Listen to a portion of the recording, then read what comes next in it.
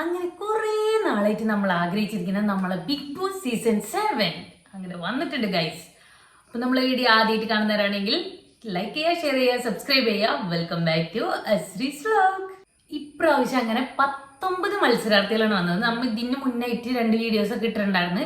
Prediction list ഒക്കെ ഇട്ടിട്ടുള്ള പോലെ തന്നെ അതിൽ നിന്ന് എല്ലാവരും വന്നിട്ടില്ലേനും അത്യാവശ്യം നമ്മൾ പ്രഡിക്റ്റ് ചെയ്തിട്ടുള്ള ആൾക്കാരൊക്കെ നമുക്ക് ഇപ്രാവശ്യം വന്നിട്ടുണ്ട്.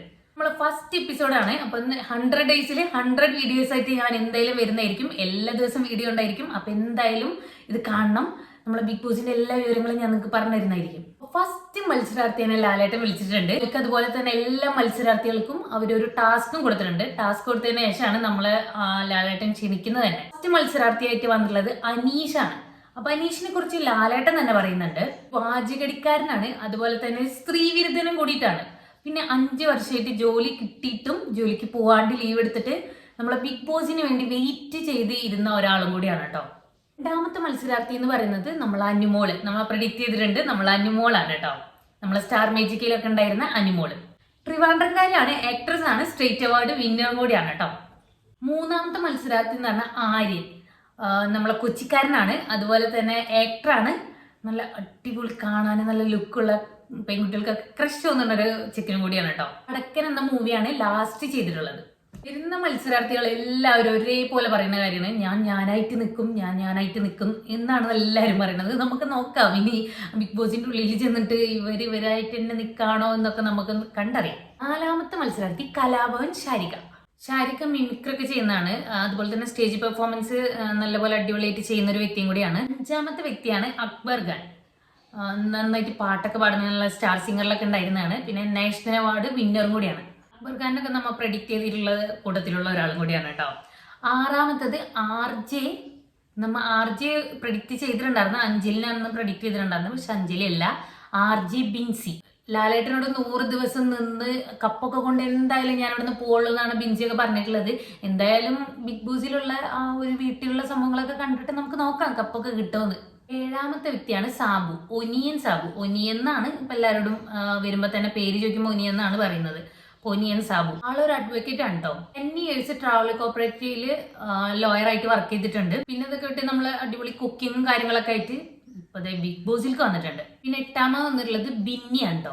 9ാമത്തെ ആള് അഭിലാഷ്. ആളൊരു ക്രിക്കറ്ററാണ്, അതുപോലെ തന്നെ ഡേബിൾ പേഴ്സണും കൂടിയാണ് കേട്ടോ. ആള് മറ്റുള്ളവർക്ക് ഇൻസ്പയർ ചെയ്യാൻ വേണ്ടിയിട്ടാണ് നമ്മളെ ബിഗ് ബോസിലേക്ക് വന്നിട്ടുള്ളത്. പിന്നെ ആളുടെ ഇൻട്രൊഡക്ഷനിൽ ആള് തന്നെ പറയുന്നുണ്ട് നല്ല ദേഷ്യക്കാരനാണെന്ന്. ഇപ്പോൾ ബിഗ് ബോസിലേക്ക് വന്നപ്പോൾ തന്നെ ദേഷ്യക്കാരനാണ് എന്ന് പറയുമ്പോൾ തന്നെ നമുക്ക് മനസ്സിലാവും ആൾക്ക് അങ്ങനെ ദേഷ്യം അടക്കി പിടിച്ചിരിക്കാൻ പറ്റുമെന്നൊക്കെ നമുക്ക് നോക്കാം.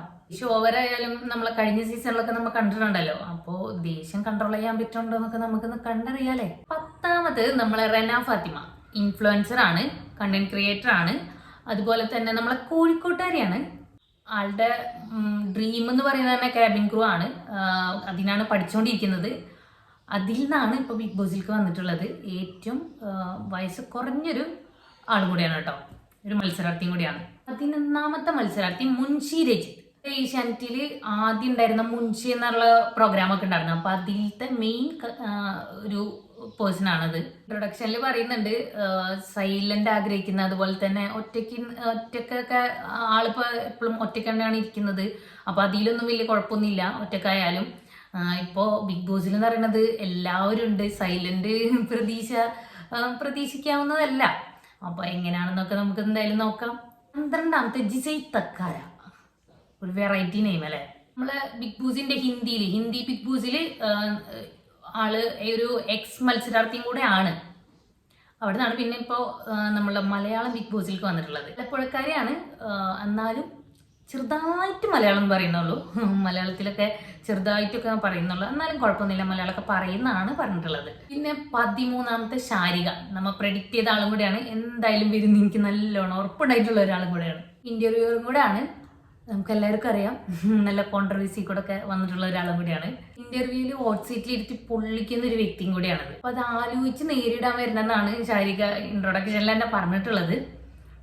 എതിരാളി എങ്ങനെ ഉണ്ടെന്ന് ഒക്കെ കണ്ടറിയാം. ഷാരിക ഒക്കെ വരുമ്പോൾ എന്തായാലും നമുക്ക് നോക്കാമല്ലോ. എന്തായാലും മിനി എപ്പിസോഡൊക്കെ വരുന്നല്ലേ, ഇനി നെക്സ്റ്റ് എപ്പിസോഡൊക്കെ ഇങ്ങനെ വരുന്നുണ്ട്. അപ്പോൾ നമുക്ക് എന്തായാലും കണ്ടറിയാം, എല്ലാം കണ്ട് കേട്ടൊക്കെ അറിയാം. ഞാൻ എന്തായാലും റിവ്യൂ ആയിട്ട് എല്ലാ ദിവസവും വരുന്നതായിരിക്കും. പതിനാലാമത്തെ മത്സരാർത്ഥി ഷാനവാസ്. നമ്മൾ ഏഷ്യാനെറ്റിൽ തന്നെ കുങ്കുമം സീരിയൽ ഉണ്ടായിരുന്നത്, അതിലുള്ള ഒരു രുദ്രൻ ഒക്കെ ആയിട്ടുള്ള ഒരു ക്യാരക്ടറാണ്, സീരിയൽ ആക്ടറാണ്. 15ാമത്തത് നവി, ഫാഷൻ കൊറിയോഗ്രാഫറാണ്, സ്റ്റൈലിഷ് ആണ്, മൾട്ടി ടാലന്റർ ആണ്. 16ാമത്തെ നമ്മൾ പ്രഡിക്റ്റ് ചെയ്തതാണ് ആദില നൂറ. ഇതിൽ ആരെങ്കിലും ഒരാളായിരിക്കും വരുന്നതാണ് ഞാൻ വിചാരിച്ചിട്ടുണ്ടായിരുന്നത്, പക്ഷെ 2 ആളും കൂടിയാണ് വന്നിട്ടുള്ളത്. അപ്പോൾ ഒരു മനസ്സായിട്ട് നിൽക്കാനല്ല ലാലേട്ടൻ അവരോട് പറഞ്ഞിട്ടുള്ളത്. അപ്പോൾ മത്സരാർത്ഥികൾ എന്നല്ല, ഒരു മത്സരാർത്ഥിയായിട്ടാണ് 2 പേരെയും കൂട്ടാം. പിന്നെ ലെസ്ബിയൻ കപ്പിൾസ് ആണ്. ആദ്യമായിട്ടാണ് ബിഗ് ബോസിൽ ലെസ്ബിയൻ കപ്പിൾസ് വരുന്നത്.